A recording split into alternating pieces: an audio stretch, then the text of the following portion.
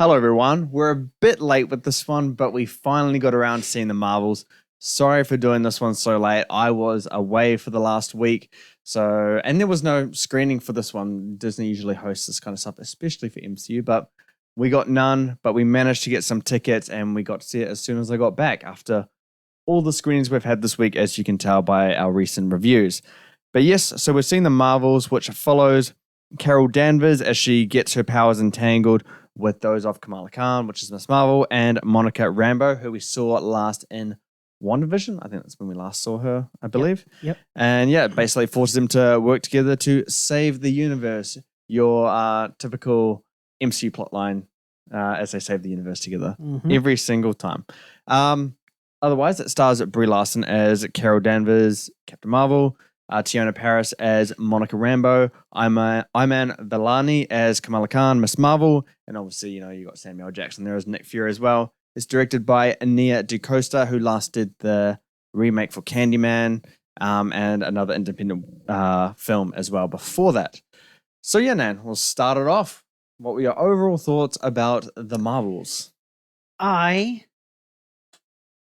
didn't quite like it. You didn't quite like it? No, I think there was definitely parts of it where it was a bit enjoyable, but I think just the cringiness of some of the lines in it just ruin it. And Iman, whatever her last name is, overacting. I know we had a discussion before, but yeah, it seemed like as if it was overacting and it just seemed too forced and not genuine. Like her freaking over seeing Captain Marvel for the first time just felt way too forced and cringy. Yeah. Rather than like an actual fan meeting their hero. Because I'm sure most fans will just like stay silent or in shock. Yeah. Right, yeah. Yeah. So I didn't like that part of it. The other thing I didn't like was the villain. The villain is just probably one of the worst in the MCU, just off how generic they were, how unintimidating, or whatever the opposite for intimidating is. Yeah. And their motivations was a bit justified, I guess. Like you could see where they're coming from. But it just didn't work. Like if anything, what's the villain from Guardians called? Which one? Sorry, the first one. Ronan. Like Ronan the Conqueror? Yeah. Yeah. Like that. The motivations for this character should have been Ronan's. Really. Really? Yeah. I just felt like it because he was like the lead of the Korean stuff, and then obviously he passed away or died. Passed away. I was trying to be polite. Yeah, you're way too polite for a villain that was trying to destroy an entire planet. Yeah. But yeah, it just seemed like a plot or like a scheme that a villain would have for a big villain. Right. You mentioned here where the Marvels try to save the universe. They technically try to save our solar system here. And you'd think there's an Avengers level threat, yet 3 people can beat it. So what is an Avengers level threat nowadays, In regards to the acting, I think Monica Rambeau is exactly herself as we saw in WandaVision. Yep. Her character means literally nothing because we saw her for like less than an hour across all the episodes. So it's quite hard to get a emotional connection to the character and what she does in it, and the acting was a bit average. It was just the same as WandaVision. Brie Larson I think she was somehow worse. I think her portrayal as Captain Marvel in Captain Marvel, the first one, was 10 times better than what we saw in here. It just seemed like as if she took a big backseat in the film for Miss Marvel, really. Yeah. It's just, didn't like it. Some of the song choices were, it just felt out of place. Like they should. Rat-a-tat-tat. Rat-a-ta-ta. Oh yeah, well, they're both as bad as each other. Yes. Yeah, I was like, I actually do like the EDM song, and then they're just like ruining it. And I was like, it didn't quite work. Some of the action sequences didn't work either. I mean, I think the cool bit or the best action sequence was when they were first trying to like use their powers in sync. I think that's probably the best action sequence in it. Yeah. Or that sequence where where they're practicing getting in sync. Wait, so what's the first one that you said? When they actually like nail it down. Yeah. But other than that, it's just generic sort of. Marvel stuff. It was mainly like just hand punching because they couldn't use their powers, otherwise they'll swap with each other. And who wants to see a superhero movie where they don't even use their powers? Yeah. Stupid. Some of the jokes were absolutely not funny. There was probably about 3 times where I genuinely laughed. You laughed a little bit more than that. At least 5 times. Not 5. Yeah, when it was Samuel Jackson and that other employee on the spaceship, that generated 3 laughs itself. Oh, yeah. Yeah. Because that was genuinely funny. But pretty much the funniest scenes came from side characters and their comments, not from the main characters. The rest was just cringy. Yeah. The CGI was pretty decent for a Marvel film. When I say Marvel film, I'm comparing it to the stuff we've got on this year, i.e., not Aquaman. You're about to Ant-Man, you know, I think the CGI was good. I think the way that they do Captain Marvel's sort of superpower, her little Super Saiyan thing, I think that's pretty cool. Yeah. And the way they did that, but yeah, other than that, I didn't quite enjoy this film. Yeah. I mean, I don't know. I wouldn't say I just straight up didn't enjoy it. I think it was really a roller coaster in terms of the experience. I was in it, immersed, and then I was out of it, and I was in it again. I just think the entire pacing, the structure of the movie is really awkward, especially the last act. I was just kind of like, ugh, like I don't care about this. I think this movie was it was burdened from the beginning, because if it was a Captain Marvel 2, I could have been compelled. I would have watched it and I probably would have liked it better. And I think it would have set it up much easier. But as you said, she kind of takes a back seat in this. And it's more or less Miss Marvel really taking the front seat. I don't know. It is pretty balanced, but just because Captain Marvel has had her movie, I wish that it kind of just focused more on her. And you could have had these side characters in it, of course. But yeah, it's just trying to split the screen time. And ultimately, you don't really get anything. You don't get much character writing from either of them. And I still don't really know Monica Rambeau's side of things. Like, and she tried to make it like a joke. Oh, yeah, I walked through a hex or something like that. Okay. What are your powers? What's the extent of them? We don't know. She tried to explain it, but it was like so scientific that even the characters didn't know what the hell she was on about. Yeah, I think she can just float, but she can also blast stuff. And she can also like be holographic, like not take a punch or anything. Yeah. It's weird. See-through. Something to do with light, apparently. Yeah, and she can like have her physical body be present while her light body is moving as well, which is, I'm like, whoa, okay. It's just like that kind of stuff. Like, those are really cool powers, and it should be explained a little bit more. You need to, if you're going to have superpowers, superheroes, and have them in a movie, the audience needs to know, not everything about them, but like at least how their powers work, and so we can understand, what kind of like fights they're good in and all that kind of stuff. Because if we don't know, then we're just kind of just watching action unfold without any meaning behind it. So yeah, I don't really know why she's in this movie. She really has no connection. Miss Marvel does have a connection to the movie, and I kind of liked how they brought her, or how they involved her in this movie. I don't know how much like spoilers to give away, just because it is still a new release, but no one saw it opening weekend clearly, so I don't really want to give away too much spoilers. But yeah, I thought the way they brought Miss Marvel into, I guess, the path of Captain Marvel, I thought was justified, and they could have made that work.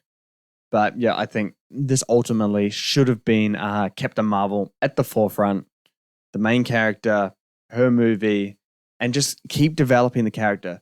This is what I always say on every podcast that MCU comes up. The MCU is about characters. I don't give a shit about anything else. You could have the worst visual effects in the world. If you have good character, I'm going to be there, But without good characters, you're just watching another action movie. We come because we want to see the fate of Iron Man. We want to see how the original Avengers, go through time to save what Thanos did. We're there for them. We're not there for like all this, like, we're not there for the superpowers, there for the action. That's not why we're invested in the MCU. It's about characters, and MCU is forgetting their character writing. And you have it here because let's be honest, like not many people, I guess the casual moviegoer hasn't seen Miss Marvel, yet she's a very big piece of this movie, and yet there's no really explanation, or there's not much of an explanation on her character in this movie. And anyone who's watched WandaVision, which I think is a more chunk or bigger chunk than Miss Marvel, they probably don't know Monica Rambeau as well, because again, as you said, a very significant part of that show. And it's only Captain Marvel there, and they're not developing any of those characters because they have to introduce them to a new audience that haven't watched Disney Plus shows.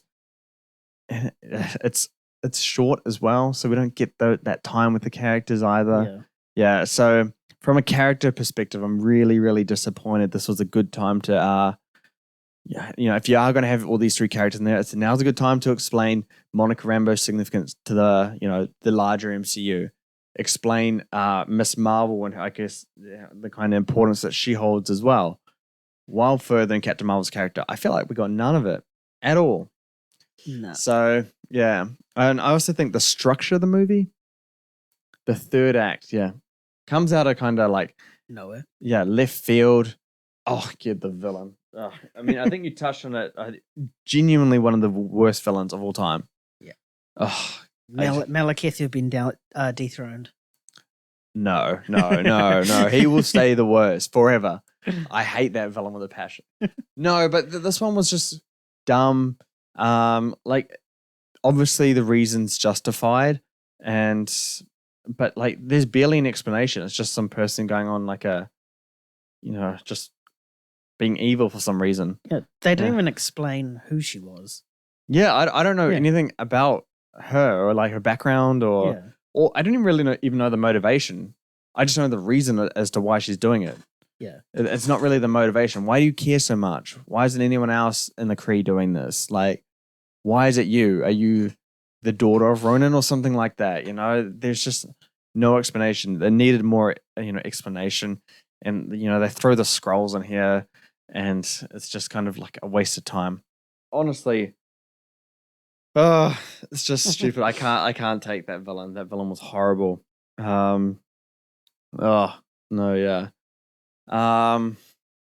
is a monster of a movie to go through. I didn't hate it as well. I thought it was enjoyable. I thought the swapping bodies thing, I thought that was a cool thing. I've always really liked the concept, like what I got from the marketing and the trailers. I was intrigued to see how that could be portrayed on screen. And we got a good fight scene where, that all fleshed together, all of them changing bodies and fighting the villain. Yeah. That was really well done, really well choreographed. And I'm like, wow, we should have got this more often. And then they have like good moments together, but they just need more of those smaller character moments together. We just didn't get enough. I don't know why this movie is as short as it is, but yeah, it was just like, it's just a mess all around. Ultimately, I agree with you on CGI. I think it was pretty good. I'm not gonna say pretty good. There are some moments where it's like noticeable, like the cat. Yeah, the cat being CGI, and moments where you can just have a real cat play that. I don't know why. It's the same as the first Captain Marvel. Same situation, was CGI'd rather than having an actual cat. Or am I getting confused with another movie? I don't know. I don't really remember that movie that well. Even though I saw that movie 3 times in cinemas.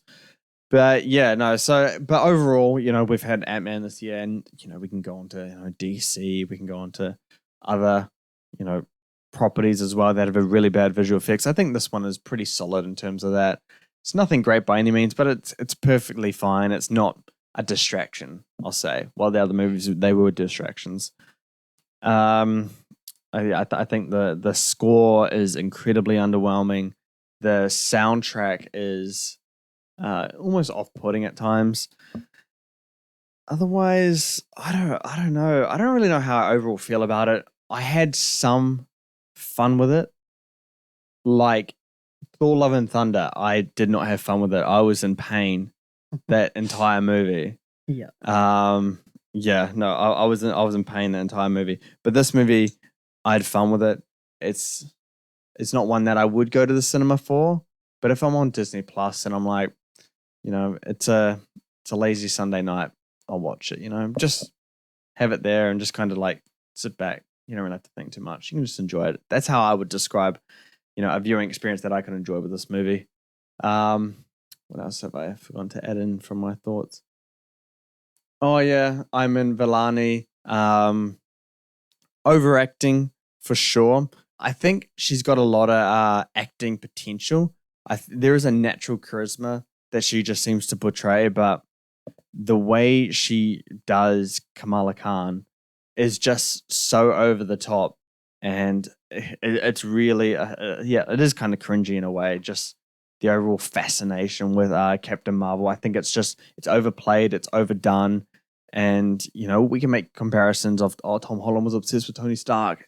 Wasn't to this degree. So there are real differences there, and I just want to say, from tomorrow onwards, I will get down on my hands and knees every morning and pray that there is not a Young Avengers movie. I can't do it.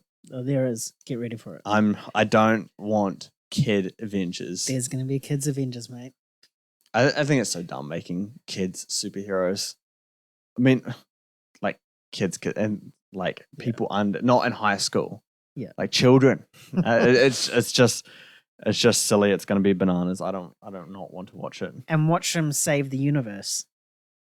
Oh yeah, and these stakes. Why can't it just be between the two planets that were involved? Why do you have to have this all-encompassing thing here? Yeah, but it does. In terms of the larger MCU, I think that's what a lot of people want to know with this kind of movie is, does it connect to the larger MCU? Because we've seen so much stuff that don't really connect. There's no duality in the storytelling between that story and the overall MCU. Mm-hmm. This movie actually does have a little bit of, I guess, nods to the larger story. And so I give it credit for that. Since Endgame, if all the MCU projects had been building and having, a larger MCU story intact with their own stories, this one would be received a lot better. I think people would have gone on and enjoyed it because it has some pretty cool stuff in it. It does. Yeah. But yeah, like so much discourse on MCU lately. Does this help the MCU narrative or does it lower it? I think it just keeps it the same, really. Mm. If this was another Ant-Man level type of film, then yeah, definitely. So you're saying this is better than Ant-Man Quantumania? Yeah. Yeah. If there was like an Ant-Man level type of film, then yeah, sure, definitely tarnish it. But I think right now it's just stayed the same. Yeah. Loki definitely helped in terms of like elevating it, Mm-hmm. but I think this is it's just kept it in check. Right. Yeah. Doesn't really do anything. I don't think it hinders it at all. I think there was a lot of negative reception for this movie before it came out. I think in terms of its Rotten Tomatoes score, 62% right now. I think that's a fair mark. Yeah. Yeah. It's one of those movies that it's not great. It's not bad. Just somewhere in the middle. And whoever you are, you're just gonna either have fun with it. But it's a hard movie to love. It's a hard movie to hate, in my opinion. You're just gonna fall somewhere in the middle. Yeah. Yeah. Based on these characters, any characters you want to see more of? Do any of them deserve their own, solo movie or series? What would you like to see moving forward from some of the characters in this movie? Captain Marvel, because we've only seen her once in her full film, and that was set in the 90s, and then we saw her like a few times in the future. That's it. I just Endgame and there was something else. Was there something else? I swear there was something else. I don't know. I could be wrong. Yeah. But yeah, I want to see like how she's grown since like the 90s or what she's doing now after this. Yeah, it seems like there was a lot of information in this movie that alluded to her journey from the first Captain Marvel to this movie. Yeah. It's never really explored. We just kind of got a hint of it. So, yeah, it's like done in flashback form, but like insanely fast. Yeah, it's very fast. So that's my pick because I don't give a shit about Monica Rambeau, and Miss Marvel is going to be in a Young Avengers movie. Yeah. So.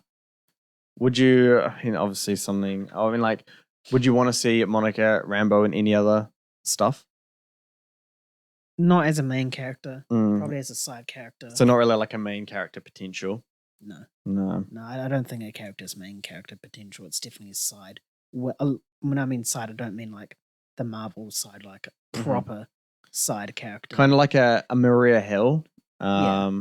or like a Nick Fury, who's kind of just that supporting guy. Yeah. I think should function very well as like kind of like the next Nick Fury kind of thing. I think so too. Yeah, I think should function very well in that kind of role.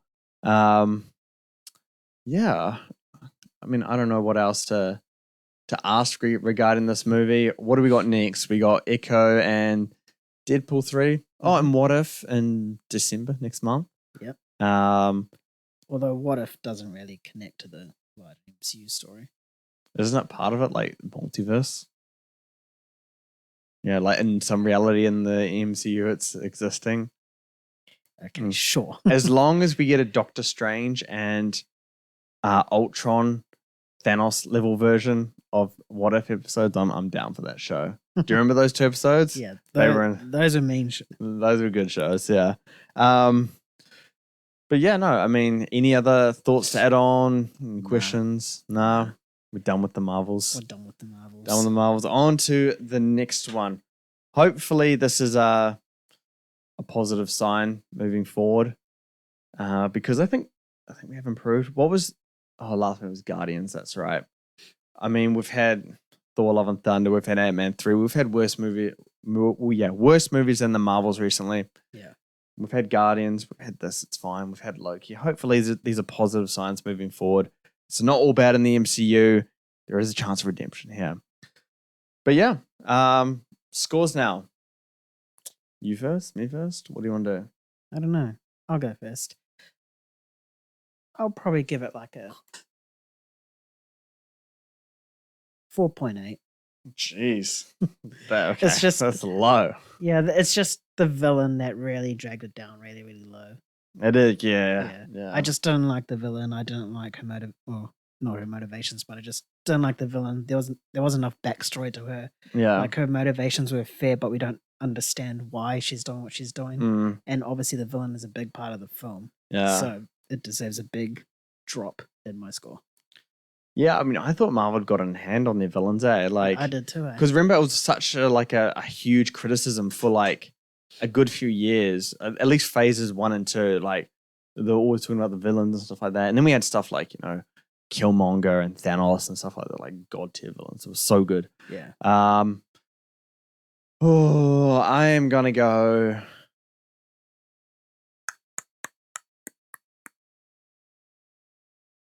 I'm gonna go 6.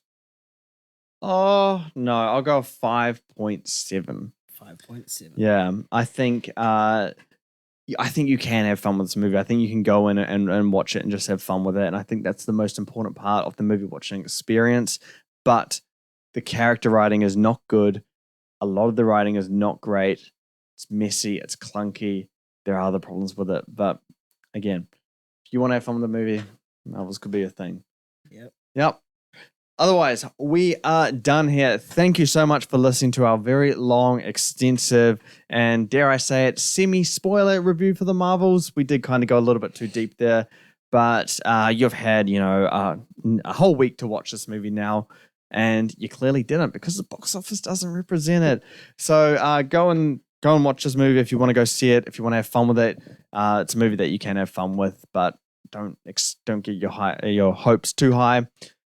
Otherwise, we're taking a break from reviewing because we have 3 days before we go on another binge watch of movies because we got so much screenings coming up. Next, we got, what do we got? We got Trolls Band Together. That's the full name of it? Yeah. We got Next Goal Wins. We have Godzilla -1. Yes. Napoleon and The Color Purple coming up. So yeah, we got some goodies, some not so goodies. So yep, just stay tuned and they'll be up on YouTube and wherever you pod from. Otherwise, if you have seen the Marvels, let us know what you think. Jump over to YouTube, X/Twitter, Instagram. Let us know your thoughts. We can have a discussion. otherwise, yeah, just, also if you want to check out our stuff, just go on to moviegames.com. We do a ton of stuff there. We're doing our Oscar predictions now. We do a bunch of physical media content, what's coming up, what's good. And yeah, otherwise, we're out. Keep bringing the hype. Peace. See ya.